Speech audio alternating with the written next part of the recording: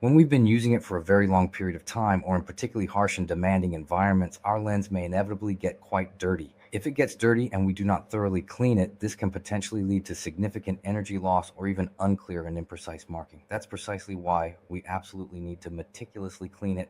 When cleaning, be sure to use anhydrous ethanol in a dust-free area, specifically 100% ethanol. Do not use 75% ethanol. It must be completely anhydrous ethanol, and then use it to wipe the lens. After wiping, let it air dry naturally. Once it's dry, if we're not using it, cover it with this cap. Put the cap back on, and when you need to use it, just remove it. When you're not using it, make sure to put the cap back on.